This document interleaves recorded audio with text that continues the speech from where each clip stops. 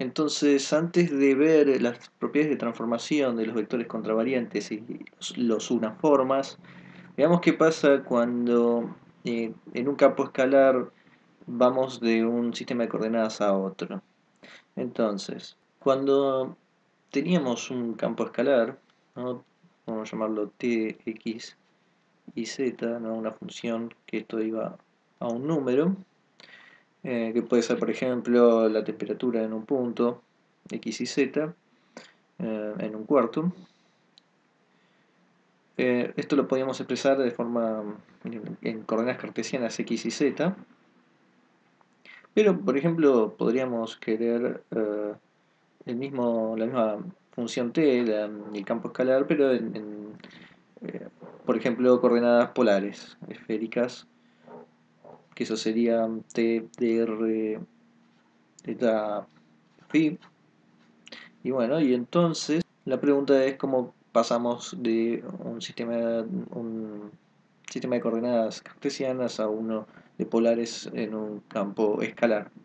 Por ejemplo, para pasar de coordenadas cartesianas a esféricas, podemos usar la conversión que x es igual a r seno de teta coseno de phi y es r seno de teta seno de phi y z es igual a r coseno de teta. Bien, entonces por supuesto podríamos cambiar estas ecuaciones para expresar las coordenadas esféricas en función de coordenadas cartesianas, de modo que r es igual a alguna f de x y z, lo mismo con teta y con phi. Pero bueno, también hay que entender que al ser, por ejemplo, si esto es una temperatura, siendo una cantidad escalar, es invariante, no cambia con un cambio de coordenadas. Si la temperatura en un punto es de 15 grados, no importa si lo estoy midiendo con coordenadas cartesianas o con esféricas, tiene que ser la misma temperatura.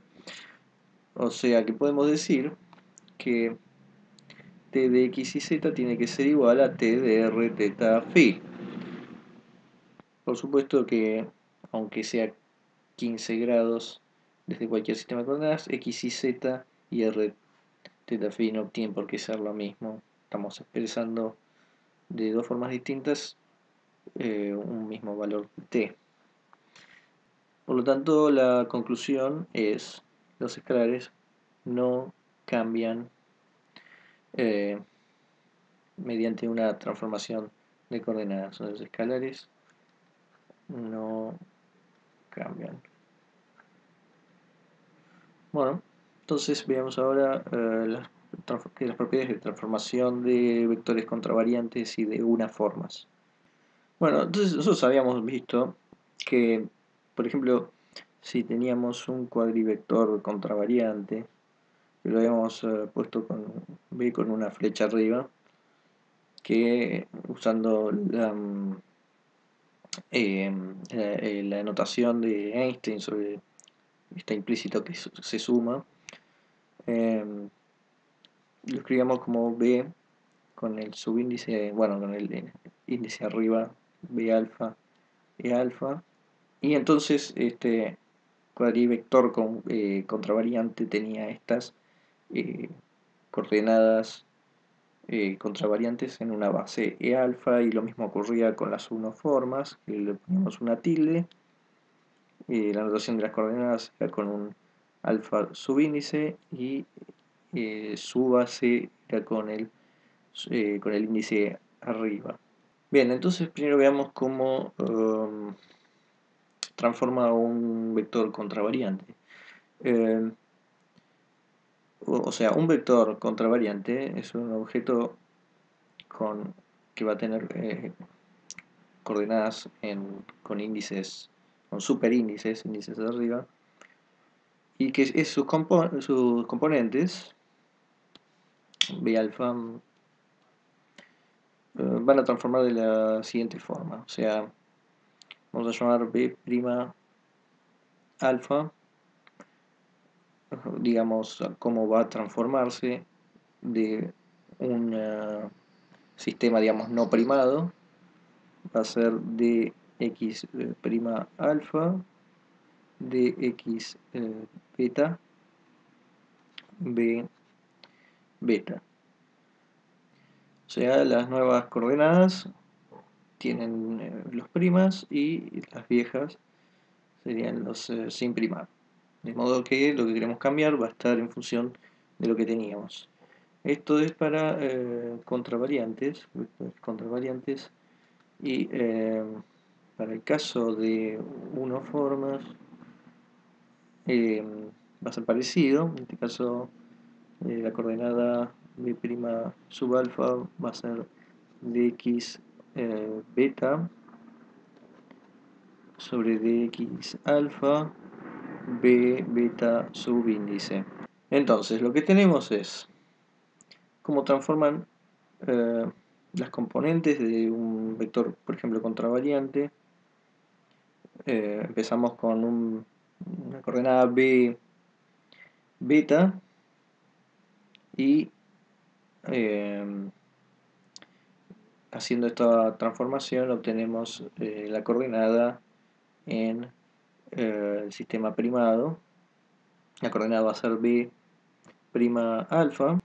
El vector, la coordenada b beta está en función del sistema de coordenadas x beta, y el nuevo sistema de coordenadas es el x alfa o x prima alfa en este caso, que vamos a obtener las coordenadas b prima alfa en función de las coordenadas x prima alfa. Lo mismo con las unoformas. Empezamos con una coordenada b beta en el sistema de coordenadas x beta, y vamos a terminar con un b prima alfa en un sistema de x, que me olvidé, un prima alfa. Estos dx prima alfa sobre dx beta son, o sea, están describiendo cómo transforma un sistema de coordenadas en relación con el otro, o sea,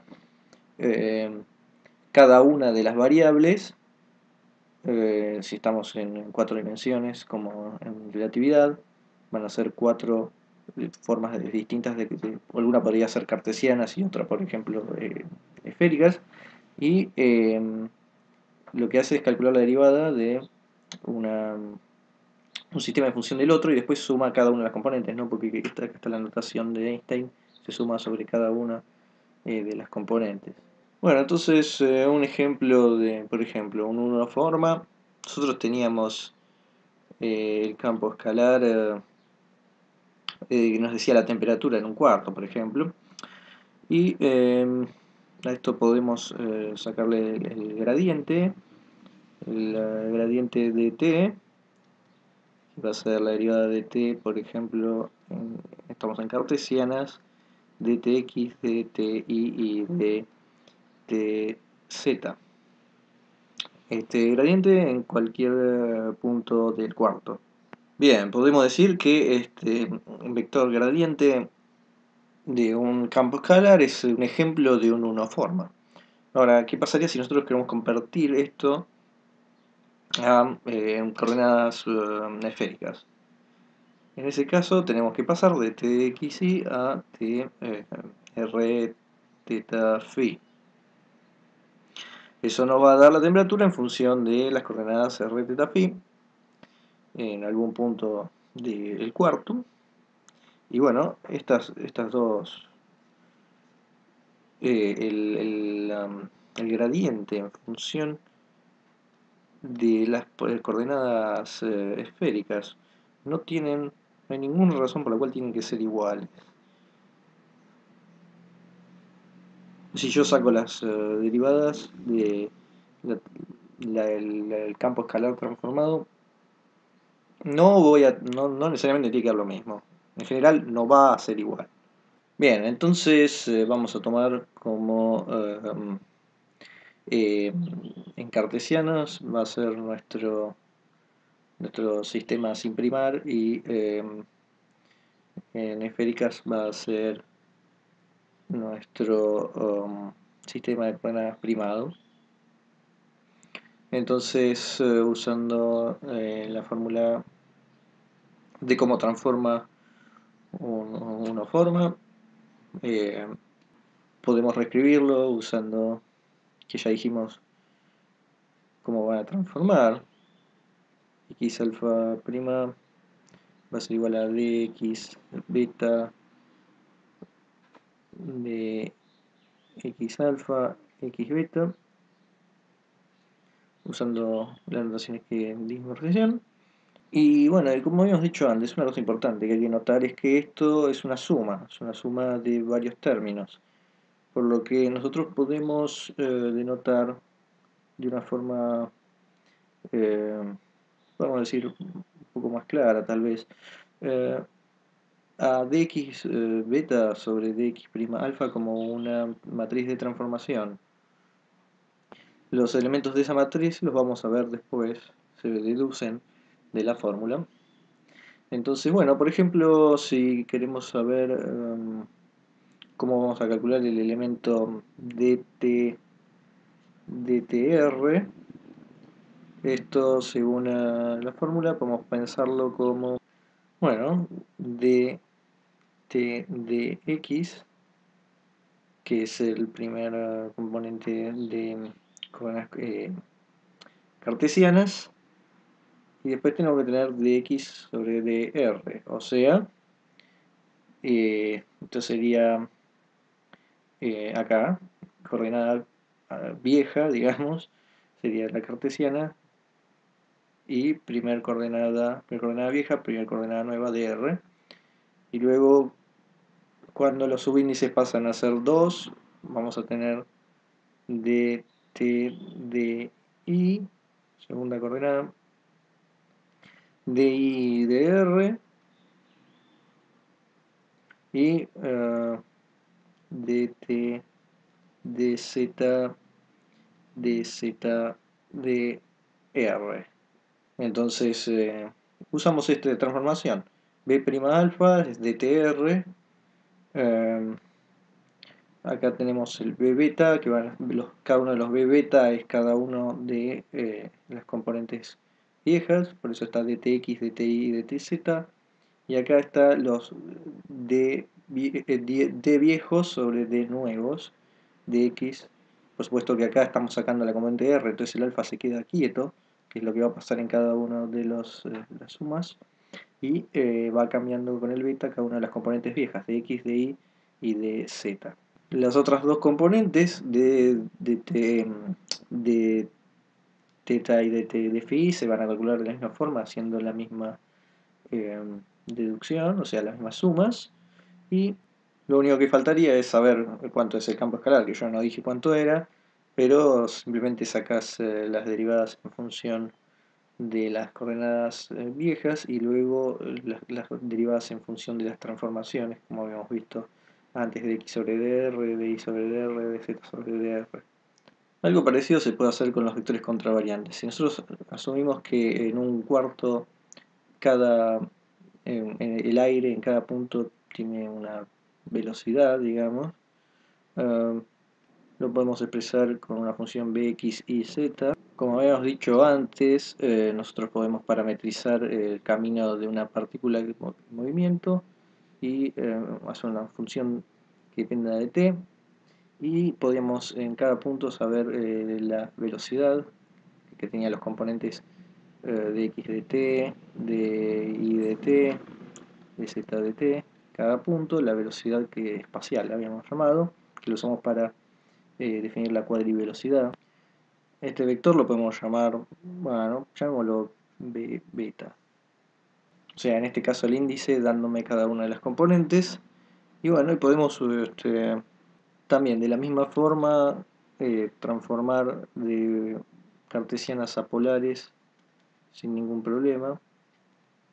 Va a ser exactamente igual que en el caso de los unoforma. Esto va a ser lo mismo para vectores contravariantes. En este caso la primera componente la podemos calcular haciendo la transformación.